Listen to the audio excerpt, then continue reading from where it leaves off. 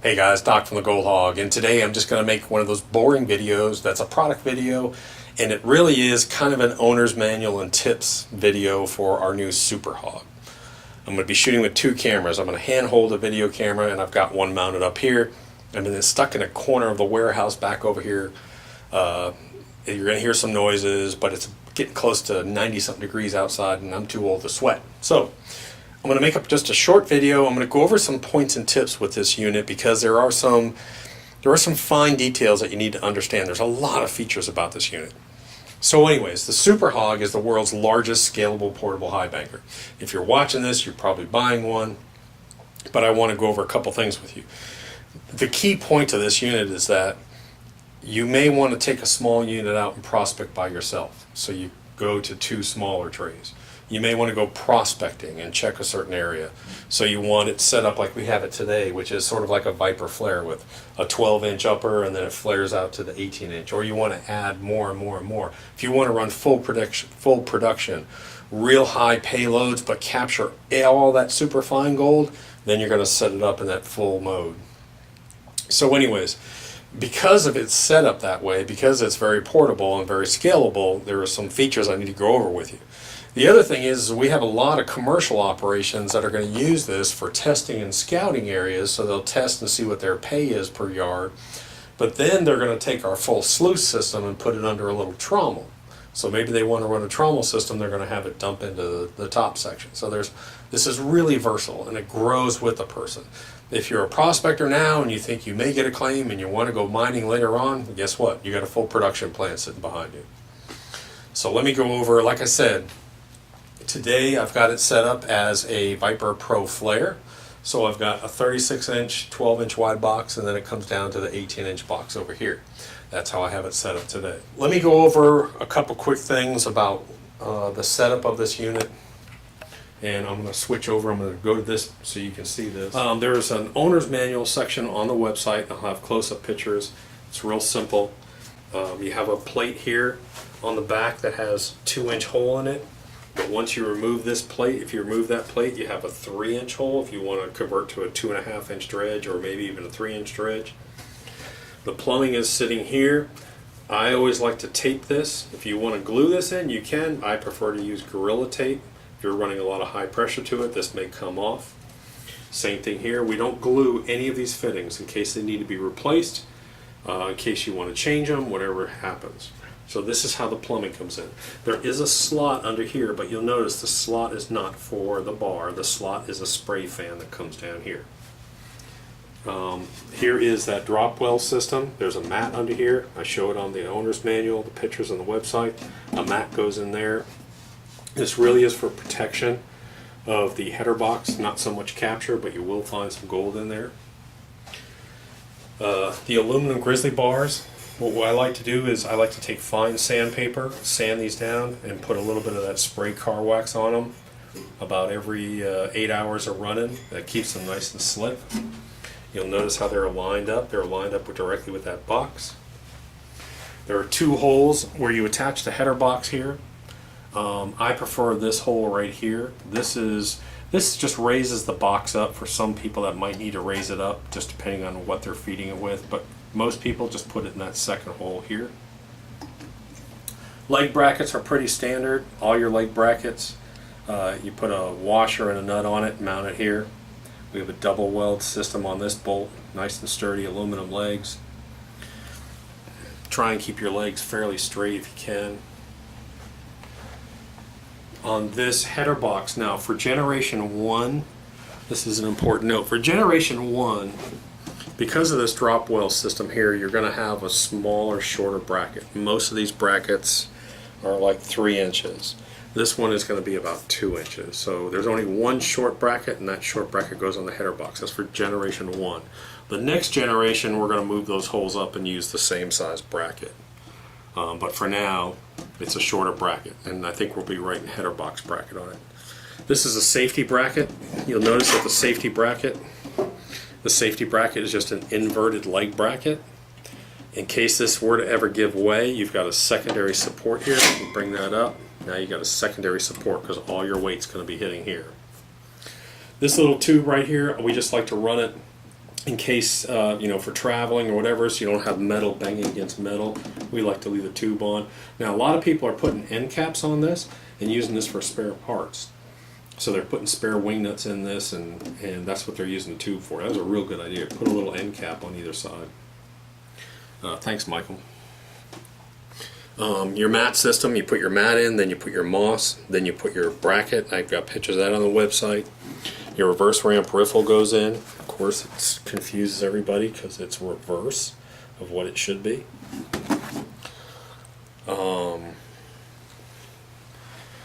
Of course, your box is attached with your 3 bolts here. I'm going to go over that in a minute. This is your dampener for your flare.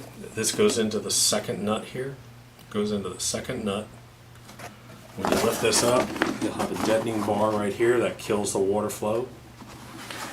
As you come down on this system, all the mats go up underneath here, and then there'll be a bolt right here. Well, this one doesn't have it yet. There'll be one single bolt that holds that in. These mats will come right to the end here, usually.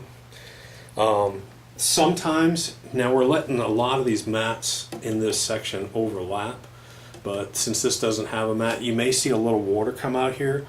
Once you start running, after you start feeding this, because we've got talon mat in here, it'll plug up. The dirt will plug up that leak right there.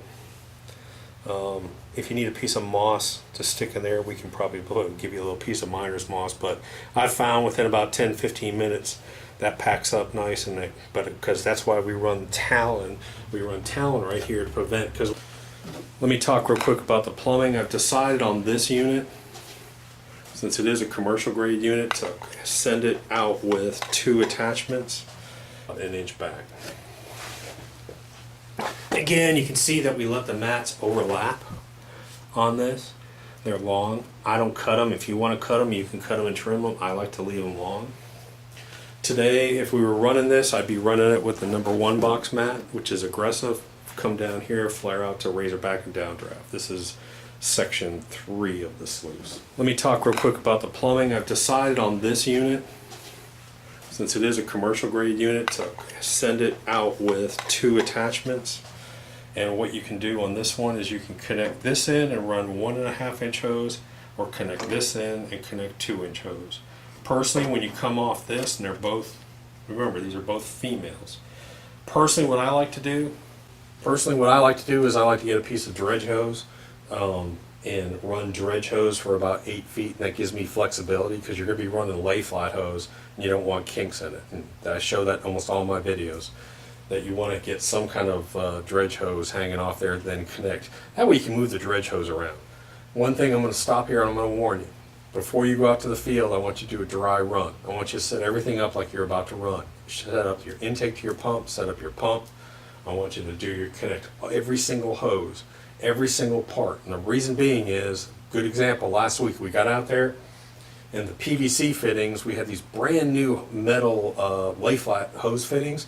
They didn't want to thread for the first time ever. Those things didn't want to thread into the PVC for some reason. It was strange. The thread cut on them was from China. It was weird. So always set up before you go. Don't take anything for granted. Always set up. It's always a good idea to have 2 of everything too. You'll put a zip tie right here to hold that plumbing piece in. These nozzles right here, you're going to adjust these to wherever you want these. I like to have them hit right about here, because they're going to be blowing pretty hard. And you can adjust these, and you can also adjust this head a little bit once you zip tie it in. This water pattern, you want this water pattern fairly even going in there. Make sure that that's fairly even going in there. It will affect what happens here in the box. And let's talk clay claw for a minute. I put this up on I'm going to put it up in pictures.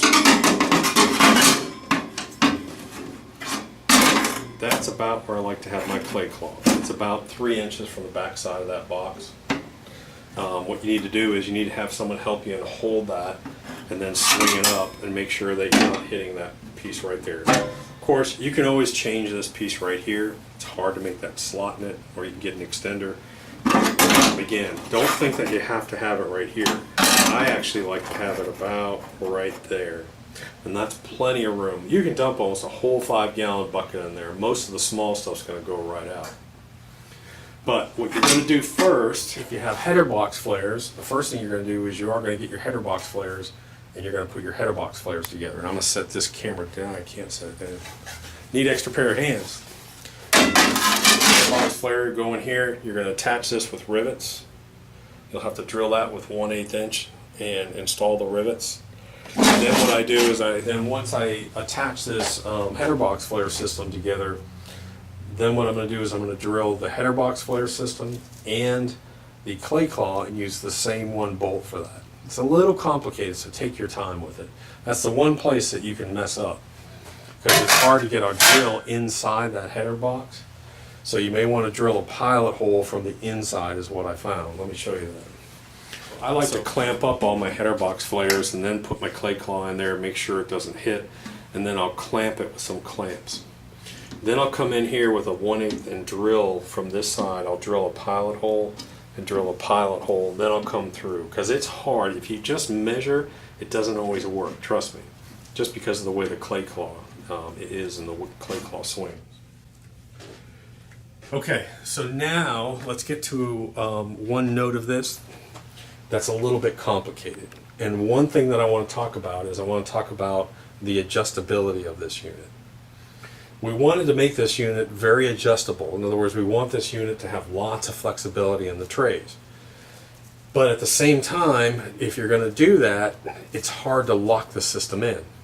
So let me show you what we've come up with. This is the only unit we really do this on. On this unit, we've lined the wing nut holes up straight. So when you look at this unit, normally we stagger these. Normally these are staggered, and you'll notice they're in a row, and two of these will be a little bit bigger and this will be a smaller hole in the center, the hole patterns. You'll see it when you get it. What you're going to do is this, and that means that this whole box has a lot of play in it, okay? What you're going to do is you're going to set this unit up, and I will tell you the way that I run mine. The way I run mine is about an 11-degree pitch on the top box. On the second small box, when I'm running this full, I run it at about a 9-degree pitch. On the Razorback and Downdraft, which is box number 3, I run that at about a 6 or 7-degree pitch. And on the UR and Bedrock, same thing, about a 6 and 7-degree pitch, somewhere around there. So here's what you can do. You can lock this in. We're going to send you extra wing nuts, extra bolt and extra wing nut, and you can drill a 4th hole. You can let me go back up. Before you actually do this, I want you to take it out in the field and I want you just to run it. So in other words, I want you to run this system and say, yes, well, the way that Doc has set it up works for me. I'm seeing fine black sands in almost all my mats, decent processing, and go ahead and make sure, test that out. Once you get that set up, get your pitches right, you're going to take a 1/4 inch drill and you're going to drill a 4th hole in it to lock it into that degree pitch. So what I mean is, so now we have, on this hole pattern, we have 3 in a row, and now what I want you to do is I want you to drill somewhere right about here. Once you drill a 4th hole, we're going to call our anchor a lock-in hole. So you're going to drill another hole right here, which will be a 4th one. I've had people drill 2 more, but I think 1 is fine. And what that'll do is because now you're killing that access point with that 4th hole. You put a 4th hole in it and it can't move, it's locked in. Now, what happens, here's the hard part to understand. You've got your angles on your unit set up right, okay? Let me stand over here, maybe it'll be better. You've got your angles set up on all your boxes, right? Well, what happens? You set up on flat ground versus you set up on a downhill grade. So what's going to change there? Well, what's going to change is the height of your header box and the height of the end of the sluice. So if I set up flat here, if I set it up on flat ground and I do that, and now all of a sudden I go out to the field and I'm running on a downhill incline, that's going to mean that I need to lower my header box and raise up the back end some to maintain that degree. Your box is all lined in. So in other words, you still have that 11, 10, 7, and 7, but now you just need to adjust the system. So and the way you do that is if you're going downhill versus flat, your header box would come down lower and this end would come up a little bit. Does that make sense? So once you lock it in, you're good to go. It doesn't matter where you set it up. If something were to happen where you couldn't make it work, you just take your lockout screws and just do it differently. But it'll make a big difference. This thing is 13 feet long, especially if you have to break down at the end of the day. If this thing is set up permanently, you don't have to worry about it. But if you're moving this thing around, again, there's going to be a lot of flexibility in the sluice. Go ahead, lock in your pitches. Now, what happens, here's a good question, what happens when I go from a full Super Hog and I'm just now all of a sudden I take a box out and now I'm just going to bring this box up and marry it with a shorter one? Well, you may have to drill another hole. It may not match up, so your lock-in holes may not match up. You know, we could put 20 legs on this thing, but it just doesn't make sense. This is made of real heavy grade aluminum, and the tension, the lock-in is perfect for it. We just don't want to add any more cost to this thing. We want to try and keep the cost down. So adding more legs is not the solution to this. It doesn't need any more legs. There are plenty of legs to support it. The only thing is that flexibility, and I want that flexibility. So that's the lock-in. So I'm trying to think if there's anything else. Again, I like to run this with a lot of water. A 2-inch semi-trash pump is great for this thing, as long as it's rated, I think, 8,000 and above, and I run mine at just about high. You can run a 2-inch hose all the way to it if you want on this unit. We've had tremendous success with this unit, and we're running extremely high capture rates, down to 100 mesh gold. I mean, we're getting close to 99% when it comes to weight, versus what is in the sluice system versus what's in the tailings. Extremely efficient, because we're changing the velocity on all these different units. So anyways, guys, like I said, I'm stuck back here in the corner of this warehouse. It's the only clean room we got back here, but this is the unit set up as a Viper Pro flare. This is, again, a way I like to run it if I'm prospecting. This is a great little unit right here. It's very portable. Again, when you take this unit, you can go out as an individual. I can go out as an individual and I can set this Viper Pro flare up and run it by myself. It's not too big for me. Or set it up with the two smaller boxes. Either way, this unit right here will be a great 2.5-inch dredge unit. If I have 2 or 3 people coming out with me, I can still run the Viper Pro flare. If I have a whole crowd coming out with me, I'm going to set it up in full production mode. Again, this unit grows with you. The main thing I want you to understand is you really never have to upgrade on this unit. So you can go out and just have a regular small Highbanker and go out by yourself and do some scouting. If you want to do some prospecting and testing different areas, set it up as this Raptor Pro flare and run it as the Raptor flare. Very portable, very lightweight, 2-inch semi-trash pump. Run it, check it. You can run half a yard through it, figure out what your pay is per yard. Then if you want to go to commercial grade, we have commercial ops, and not just in the US but elsewhere, that are actually going to take 2 of these actual sluice systems, bring their slurry and run it through 2 of these different sluice systems and split it up. So again, real portable. If you have any questions, feel free to shoot us an email about it. Happy to support you with it. BigHighbanker.com is where we'll be putting up the owner's manual on this thing. Thanks again, guys. Doc the Gold Hog.